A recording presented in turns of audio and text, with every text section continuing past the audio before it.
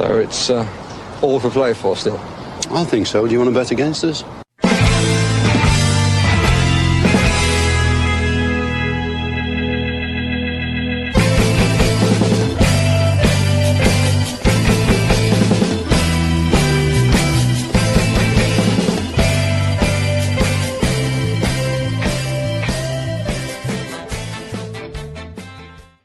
Hello, Aston Villa fans, and welcome to For the Love of Paul McGrath podcast. And for whatever reason, I was put over to the side there. I wanted to come and chat today about an interesting transfer link that happened yesterday, where Aston Villa were linked to Diego Coppola from Hellas Verona, and they were linked in conjunction also with Brighton Hove Albion as well with this player, 21-year-old Italian centre half. Playing, as I said, for Hellas Verona. And a really interesting type of player. And the reason I say that is because it would almost be, to sign this player would almost be a departure from some of the centre halves we've been linked with previously or have signed previously. Because, spoiler alert for what's coming in the rest of this podcast, this guy is just a teak tough defender. Very much, Italy and Italian football goes hand in hand with the art of defending, catenaccio or whatever they call it. And, we've been linked with some players that have not obviously materialized from Italy recently. Last year, we were linked with Raul Benanova, right back. We were linked also with Di Lorenzo, the right back as well from Napoli. We were linked with Bijal, the Slovenian, I'm going to say, centre half from Udinese. None of those materialized. So, whether you believe in links or whether you believe that we are actually linked with these players, there kind of is no smoke without fire when we get linked with players from a certain region or certain area. So that would lead me to believe that we are actively scouting in Italy. And we'd be fools not to, because obviously the Serie A is one of Europe's top 5 leagues. And because of the amount of Italian players playing in that league, they are nurturing young talent very, very well in that league. And I know it is a league that normally players move intra-league, we move to teams within that league. I would imagine that of all the leagues in Europe, of all the top 5 leagues in Europe, I would imagine that players move internally in there as probably more than any. And they move amongst the top teams. So why am I getting at this is, recently Aston Villa have signed Nicola Zaniolo from, I know we signed him from Galatasaray, but he's an Italian player, obviously would have been scouted when he was at Italy. So I think we're doing a body of work there. And I would be happy for that. And the reason I would be happy for that is that, there's a different type of player than we're probably used to having within the squad. And I think a lot of people are talking about freshening up our defence. A lot of people are talking about, being a bit more dominant from corners. A lot of people are talking about, I think a lot of people are wondering who's the next person in after Tyrone Mings, who's going to be the next tough defender that we're going to bring in. No nonsense kind of defender type person that maybe isn't as interested as putting their foot in the ball, and that's doing I don't mean that about Tyrone Mings, because that would be doing Tyrone Mings a disservice. But looking at this guy, Diego Coppola, 21-year-old defender, as I said, from Hellas Verona, he is that type of player. He is a departure from your Pau Torreses. He is a departure from your he's a departure from that type of player, for sure. He is not really a ball-playing centre-half. And when you look at him, the reason I would say that is that he's just never really been asked to do it. I don't know whether I want him to either, because when you see him play, he does have a bit of a heavy touch. Not a heavy touch, like, don't get me wrong, it's not going to bounce 10 yards off him. But he's not going to be putting his foot on the ball and scanning the area. And that's fine. You don't need to have 2 centre-halves that can do that. They're there to defend first and foremost. When he is passing the ball, I've seen him, he can play a raking ball more. He plays a pretty decent long ball, but he's not tasked with making an awful lot of passes. So he's not being that passing centre half in that Verona setup. So coming into the Premier League, that would be one area. And I very rarely start with weaknesses, but that would be the one area that he may have to come up to speed on under Unai Emery. So going to the University of passing out from the back might be something that he would need to do. I'm not saying he can't do it. I'm just saying that he hasn't been tasked with doing it for Verona in his short career there.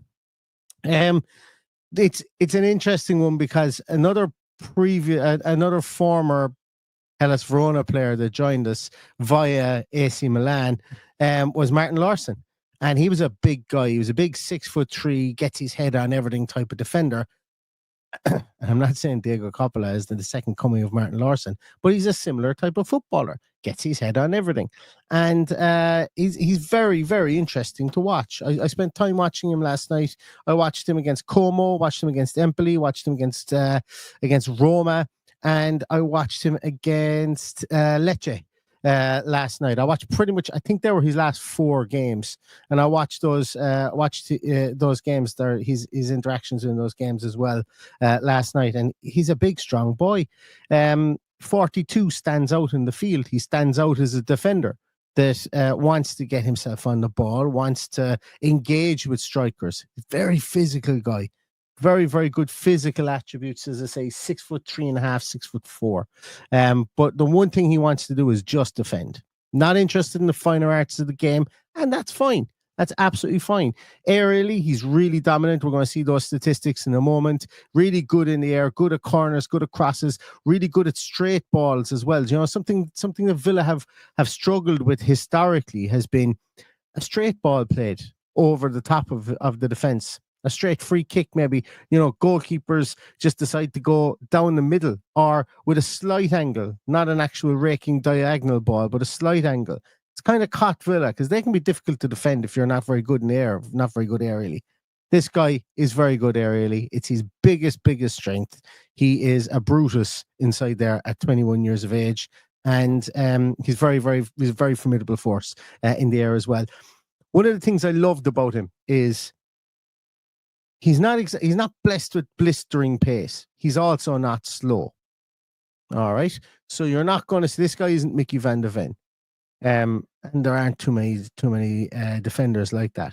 But I know what a lot of people are doing now, and I'm seeing it more and more. I'm seeing more commentary on it, you know, regards to your centre halves have to be wicked fast. And I don't come down on that. I think you need to be wicked fast if you're bad positionally. And this guy is really good positionally. Really good positionally. And he's of average speed, you know, he's not slow, but he's not got that massive quickness over short areas. But it's not a problem for him because he's very, very good positionally. That also, you know, once again invoked the spirit of Martin Laursen, if you wish. Martin Laursen's positioning was excellent. Richard Dunn, Dickie Dunn, very, very good positionally. Worked in the Premier League, both of those players, and were really good defenders, really good centre halves, really good defending centre halves in the Premier League. You know, a lot of people will say their time was in the past. Maybe their time is gone. That type of defender is gone. And I don't think that's the case. I don't think that's the case because we're seeing more and more stronger defenders come into the league. You look at that guy, Agadou, that Wolves bought. Big, strong boy that they brought in there. And he has some ridiculously good numbers over the last season. And we saw their uptick came, you know, with obviously the introduction of the new manager, but also bringing him in there. And that's just one example. Issa Diop is another guy at Fulham. He was at West Ham previously. Just a big, strong defender, but gets the job done in the Premier League. And I know I'm talking about teams that are in the lower half of the league, but you know, Aston Villa need to have that little bit more steeliness at the back. And we need to have somebody who literally just wakes up and wants to chew nails and defend. You know, get down and just defend. And the reason I say that is I'm going to show you the statistical breakdown in a moment that our defenders last year didn't engage. And, you know, I know people will say, no shit, Sherlock, but we didn't defend because we didn't engage in the art of defending, as in, you know, our defensive numbers, the amount of tackles we actually went to make, we were more passive in our defense. And once again, you can see that straight away, but the numbers highlight that too. And we'll see that in a moment. What else do I have here from him? The great thing about Diego Coppola as well is he's played in a back 3 and in a back 4 as well. For a 21-year-old, I think that's really good to see because, he's not fazed by it. As I say, this guy wakes up and just wants to defend. Just one of those guys. Everybody knows him. Everybody has that guy in their Sunday league team that plays centre half that would never dream of going forward, just wants to defend. That's all he wants to do. And this guy is like that at a higher level. He's one of the another slight drawback I saw from him as well is he's absolutely stone mad for contact with the striker. Now, when I say that, we're talking like at the edge of the midfield third and the defending third. His defending third, should I say? He's mad to engage strikers. Strikers will find it difficult to trap and spin him because he uses his frame brilliantly, really, really well. And he will engage them from behind. Think of a Harry Kane. When Harry Kane was in the Premier League, defenders used to stand off him and used to give him loads of space. He'd nod that ball down, he'd drop deep, he'd take that ball, he'd pass it out to Son, and then he'd just keep continuing his run on, and he got a load of goals like that. All we have to do is remember Villa about 3 years ago. He was absolutely outstanding, and that's all he did. Our defenders let him go out into that number 9 position or into that number 10 position and dictate the play from there. Coppola won't allow him to do that. He likes to get involved, likes to get close to strikers, specifically if they drop into that position away from goal.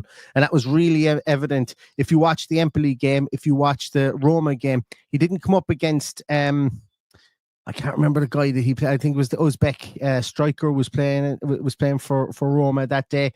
And he tried to come deep, and Coppola, went out and engaged him at every time. Now, obviously, what you're going to see from that is the positives, and that is that he won't allow a striker any space to try and manipulate him, and he doesn't get turned that often. Well, in the games I saw, I don't think I saw him get turned once, to be honest with you. But what he did do is, you get to the Premier League, if you're going to initiate contact and if you're going to be coming from behind, you're going to give away frees. So that's one thing that he's going to have to temper coming to the Premier League.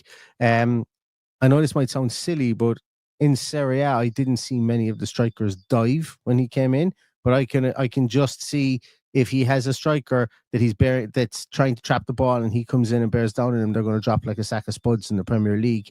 And that will be something he's going to need to temper. Now, granted, the beauty about that is in all the games that I saw him get caught with that, he was miles out from goal. We're talking edge of the centre circle area, or maybe 10 yards closer to his goal from the centre circle. So it wasn't in areas of danger, not in areas of concern of maybe penalty giving away and stuff like that. But it was just something that I saw, that maybe the over-committing and initiating contact. And he likes to do it on pretty much every challenge out in that area, which is fine because he's really good. He won a lot of those challenges, don't get me wrong. He won a lot of those challenges fair and square that could not be called a foul. But the referee didn't blow for many of those fouls, by the way. But what I'm saying is potentially in the Premier League with our standard of refereeing, our softer refereeing, specifically against certain teams and against certain players, that might be something that he might have to struggle. He might struggle with, or he might have to temper a small bit.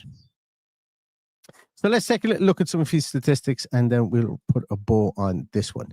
So here is Diego Coppola, 6'3.5" or 6'4", depending on what publication or literature you would look at there. Once again, just looking at his defensive stats there, that's what jumps off the page. Is he good at tackling? Yes. What do defenders need to do? Tackle. Is he good at winning tackles in the defensive third? Absolutely. What do defenders need to do? Win tackles in the defensive third. Is he good at intercepting the ball, clearing the ball, tackling dribblers and aerial duels? Yeah. Well, what do defenders need to do? They need to intercept the ball, they need to clear the ball, they need to tackle dribblers, and they need to be good in the air. So fundamentally, this guy is built on a rock-solid granite foundation from a defensive point of view. Then what we look at here is, his passing statistics. Don't be fooled by the numbers, I suppose, here. A lot of these numbers are low because his amount of passing attempts is low. So if you've got a lower amount of attempts, your percentages, the passing completion percentages, it won't be effective, but your amount of touches are going to be lower, the amount of progressive passes are going to be lower, and therefore your progressive pass distance. So everything stems from the attempts. He's not asked to do an awful lot with the ball at his feet. I don't know whether he can change that based on the limited amount of football I've seen from him, but that it's not a given that he won't be able to do that. And the big thing for me when we look at this here is look at the comparison of that green line in comparison to the pink, red, and blue lines. Our defenders, probably because we were more ball dominant, did not engage people last year. They did not. Pau Torres didn't do it. Tyrone Mings certainly didn't do it. Ezri Konsa did it. Didn't do it either. So it's really interesting when we see the statistics here. And look, we know the great streak that we went on with Tyrone Mings about, not losing games and all that. And that was brilliant. Tyrone Mings this year in comparison to last year did not engage half as much. I think he engaged, I think it actually is half as much in the defensive duties, as in the defensive, getting into tackles, trying to intercept the ball, trying to recover the ball in open areas. Even Tyrone Mings' aerial duel win percentage was down. That's not to say Tyrone Mings is bad. Everybody's is down. Every player's is down. Pau Torres' aerial duel percentage is down. Kansas is down. All our three main centre halves that we played, their percentage numbers, and what I'm saying is per 90, the amount that they actually engaged in defensive activities is down. So I can see a change and a shift potentially to somebody who just wakes up and wants to defend. And that would be somebody like Diego Coppola. Whether this is true or not, I don't know from the point of view of whether he actually signs or not. But let's take a little look at some of his strengths and weaknesses. His strengths are basically he's a defensive technician. He's come through in Italy. He's an Italian under 21. He's been invited to train with the senior squad under Mancini. He's a big athletic boy. He's very good at positioning and he's got serious aerial dominance. He's really, really good in the area as well. Weaknesses are ball retention. Just from a long pass point of view and intermediate pass point of view more so, he's not great at it. I'm okay with seeing him kind of play a long diagonal ball a la Tyrone Mings, but I've not seen him do an awful lot of passing, so that's why I've put in ball retention as his weakness, and he is limited with the ball at his feet, and there's 3 E's in feet. I do need a producer. If anybody wants to produce all these for me, I'd be absolutely delighted. And that is just because of specifically down to the numbers. He hasn't ever been tasked an awful lot with having an awful lot of passing attempts. That may be something at 21 years of age. I would hope that's something that he can grow into. I will never ever say that a person can't play with the ball at their feet or be taught to do it. They absolutely can, specifically if they're only 21 as well. And lastly, defensive ability through the roof. Attacking ability, not so much, although he is good in the opposition box, from corners. I think he has 2 goals this season, if I'm not mistaken. A system fit, I gave him a 60% system fit. And the reason for that is I can definitely see how he fits in from the Tyrone Mings point of view, but the fact that he's just so limited, or he's got such limited history with the ball at his feet, has me docked him there in the system fit. And I think from a transfer possibility, I think this could be somebody, cost-effective purchase with a real eye to building this guy up over the next 12 to 18 months to be a real good Premier League centre half. Like, he's really well thought of in Italy. This isn't a guy that is going to cost peanuts either. I mean, you could probably get him for, I've got 7.5 million there. That's his transfer market value. But like, if you're talking, you get this guy for somewhere between 12, 15 million, and with the wages that he would command, wouldn't be a terror at all. If I remember rightly, actually, I won't even go into that because I did look up one of the wage sites, but they're always bogus numbers that they have there. And I can prove that as well. If anybody wants me to do it, I can DM them.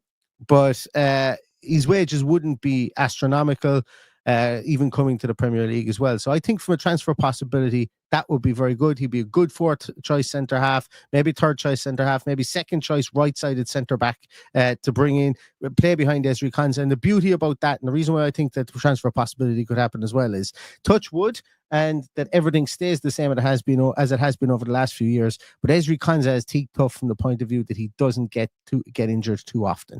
And fingers crossed that would happen. It would offer a very good opportunity for Coppola to grow behind him. And as we can see from his heat map there, Coppola can play left side or he can play right side as well. So potentially he could come in and play alongside him in certain games as well. And it would give us 4 centre halves that we would be able to draw upon. Also give us much needed height within our back line as well at 6'4" as well. So that is my Oops, Diego Coppola, as I removed myself from the screen there by mistake. That's my little piece on him. If anybody has any other information on him, or anybody wants to is a massive fan of this guy, please leave comments in here below. I liked what I saw from him. I really enjoyed watching him. And sometimes that pure defensive ability is really intriguing to watch. And I would advise everyone, as I always do, dig out that YouTube link if you do wish so. YouTube links can give you as much of an insight as anything else. If you can get the full game as well, full game for Como, Empoli, Roma, or Lecce, I'd like to hear what your thoughts are on those as well in the comments below. But look, this is going to be one of a bazillion links that Aston Villa are going to be linked to it. We will be linked to the centre half because we do need one.